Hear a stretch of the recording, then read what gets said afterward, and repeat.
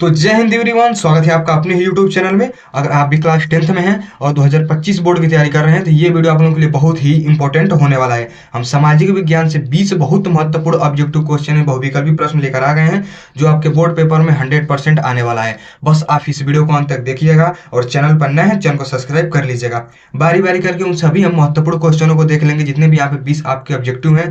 तो सभी को आप नोट कर लीजिएगा और टेलीग्राम का लिंक मैं डिस्क्रिप्शन में दे दूंगा, वहां से आप टेलीग्राम चैनल पर अपलोड हुए सारे पीडीएफ फ्री में आपको मिल जाएंगे। तो ज्वाइन टेलीग्राम का चैनल कर लीजिएगा। तो चलिए प्रश्न नंबर पहला से हम लोग शुरू करते हैं। तो देख लीजिए, जो प्रश्न नंबर पहला है कि वियना कांग्रेस के द्वारा फ्रांस में किस वंश के शासकों की पुनर्स्थापना की गई थी। तो इसका कौन सा ऑप्शन करेक्ट होगा। तो इसका ऑप्शन नंबर सी करेक्ट होगा, बोरबोन वंश की। ठीक है, अब देख लीजिए यहाँ पे प्रश्न नंबर दूसरा कि किस संधि द्वारा जर्मनी का एकीकरण पूरा हुआ। तो यह डेनमार्क की संधि द्वारा, ग्रेस्टीन की संधि द्वारा, प्राग की संधि द्वारा या फ्रैंकफर्ट की संधि द्वारा। तो इसका जो ऑप्शन नंबर डी करेक्ट होगा, फ्रैंकफर्ट की संधि के द्वारा। ठीक है, यहाँ देख लीजिए प्रश्न नंबर तीसरा कि रक्त और लौह की नीति किसने अपनाई। बिस्मार्क ने, मेज़नी ने, गैरिबाल्डी या फ्रेडरिक विलियम चतुर्थ ने। तो कि इसका कौन सा ऑप्शन करेक्ट होगा। तो जो प्रश्न नंबर तीसरा है इसका ऑप्शन नंबर ए करेक्ट होगा, बिस्मार्क ने। ठीक है, देख लीजिए अब प्रश्न नंबर चौथा। सारे प्रश्न बहुत ही इंपॉर्टेंट है और आपको क्लियर से समझ में आ रहा होगा। ठीक है, तो आप देख लीजिए प्रश्न नंबर चौथा, जर्मनी के एकीकरण में मुख्य भूमिका किसकी थी। नेपोलियन, ऑटोमान बिस्मार्क या जोसेफ या इनमें से कोई भी नहीं। तो जो प्रश्न नंबर चौथा है उसका ऑप्शन नंबर बी करेक्ट होगा, ऑटोमान बिस्मार्क। ठीक है, इसका प्रश्न नंबर चौथा का ऑप्शन नंबर बी करेक्ट होगा। यहाँ आप देख लीजिए प्रश्न नंबर 5, ऑटो वान बिस्मार्क का संबंध किस देश से है। इटली से, जर्मनी से या फ्रांस से या ब्रिटेन से। तो जो प्रश्न नंबर 5 है उसका ऑप्शन नंबर बी करेक्ट होगा, जर्मनी से। ठीक है, अब देख लीजिए अगला प्रश्न नंबर 6, जलियांवाला बाग की घटना कब हुई। 8 अप्रैल 1919 ईस्वी, 10 अप्रैल 1919 ईस्वी या 13 अप्रैल 1919 ईस्वी या 25 अप्रैल 1919 ईस्वी।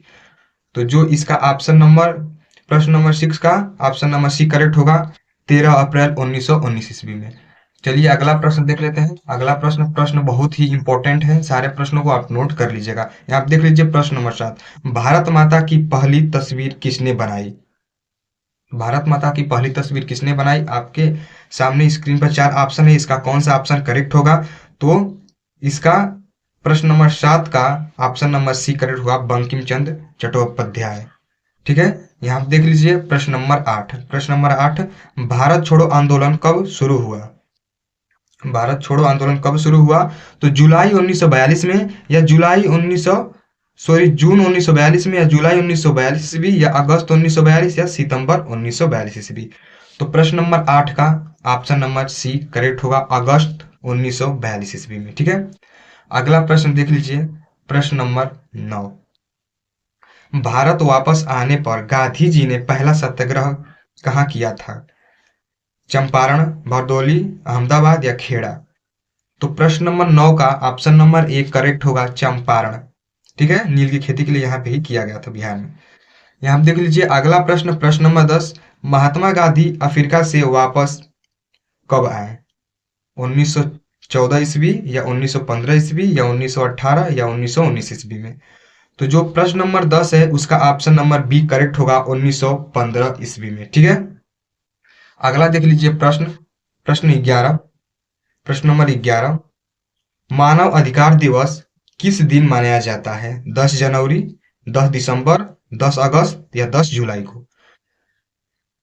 तो प्रश्न नंबर 11 का ऑप्शन सी करेक्ट होगा, 10 अगस्त। प्रश्न नंबर 11 का ऑप्शन नंबर सी करेक्ट होगा, 10 अगस्त को। ठीक है, प्रश्न नंबर 12, विश्व व्यापार संगठन WTO की स्थापना कब की गई।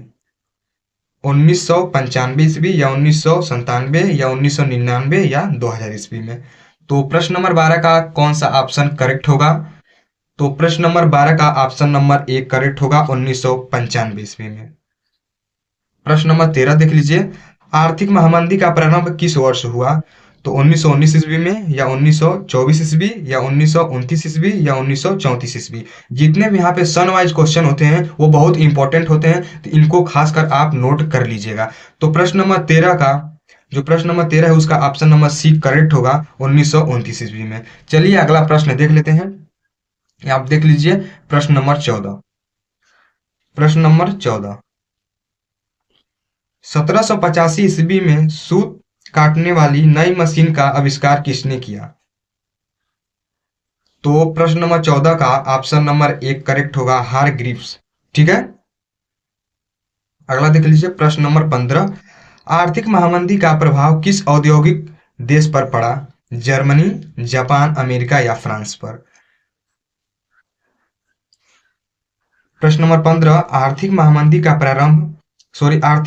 का प्रभाव किस औद्योगिक देश पर पड़ा? Germany, Japan, France, America. तो प्रश्न नंबर जो 15 है उसका ऑप्शन नंबर डी करेक्ट होगा, यानी कि अमेरिका पर। ठीक है, प्रश्न नंबर 16। प्रश्न नंबर 16, विश्व व्यापार संगठन की स्थापना कहां पर हुई थी? विश्व व्यापार संगठन की स्थापना कहां पर हुई थी? तो जो इसका ऑप्शन नंबर प्रश्न नंबर 16 का ऑप्शन नंबर सी करेक्ट होगा, जेनेवा। ठीक है, अब देख लीजिए प्रश्न नंबर 17, संयुक्त राष्ट्र संघ की स्थापना कब हुई? 1945 या 1920 या 1942 या 1947 ईस्वी में? प्रश्न नंबर 17 का कौन सा ऑप्शन करेक्ट होगा? तो प्रश्न नंबर जो 17 है उसका ऑप्शन नंबर ए करेक्ट होगा 1945 ईस्वी में। ठीक है, अगला देख लीजिए प्रश्न नंबर 18। प्रश्न नंबर 18, प्रथम विश्व युद्ध का प्रारंभ कब हुआ था? 1914, 1939 या 1919 या 1942 ईस्वी में? तो प्रश्न नंबर जो 18 है उसका ऑप्शन नंबर 1 करेक्ट होगा 1914 ईस्वी को। ठीक है, अगला देख लीजिए प्रश्न नंबर 19, सारे इंपॉर्टेंट क्वेश्चन है। तो संयुक्त राष्ट्र संघ का मुख्यालय कहाँ पर स्थित है? जेनेवा, न्यूयॉर्क, ऑस्ट्रिया या वार्षिक गठन? तो प्रश्न नंबर जो 19 है उसका ऑप्शन नंबर सी करेक्ट होगा, न्यूयॉर्क में। संयुक्त राष्ट्र संघ का मुख्यालय न्यूयॉर्क में स्थित है। ठीक है, अब देख लीजिए अंतिम प्रश्न, प्रश्न नंबर 20, बहुत इंपॉर्टेंट प्रश्न है ये। वह उद्योगपति जिसने 1920 के दशक में लागत को कम करने का निर्णय लिया, इसका कौन सा ऑप्शन करेक्ट होगा? प्रश्न नंबर 20 का, तो इसका ऑप्शन नंबर सी करेक्ट होगा, हेनरी फोर्ड। ठीक है, तो कैसा लगा वीडियो कमेंट में जरूर बताइए, और आपको किस किस और महत्वपूर्ण सब्जेक्ट पर ऐसे वीडियो चाहिए कमेंट में जरूर बताइए, और ज़्यादा से ज़्यादा लाइक, शेयर और सब्सक्राइब करिए। हम मिलते हैं अगले वीडियो में। वीडियो देखने के लिए धन्यवाद।